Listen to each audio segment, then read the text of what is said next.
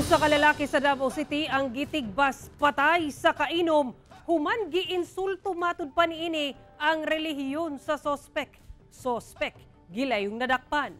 Ani ang report ni Argil Relator. Patay diha-diha dayon ang 39 anyos nga si Michael Cabugos. Human gigulgulan ang liog niini. Ang sospek, ang 23 anyos nga lalaki nakainom niini sa barangay Talomo River, Davao City, alauna Miyerkules sa kadlawon. Sumala sa kapulisan, napungot matud pa ang sospek human giinsulto matud pa sa biktima ang iyang relihiyon. Naipanaglalis na hitabo during sa ilahang panaginom.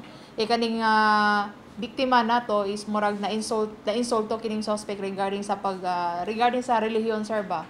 So mo to sa panaglalis, wala kabalo ang biktima, ang suspect di is nasuko na gyud sa iyaha. Gilayong nadakpan ang suspect human gireport sa residente ngadto sa otoridad.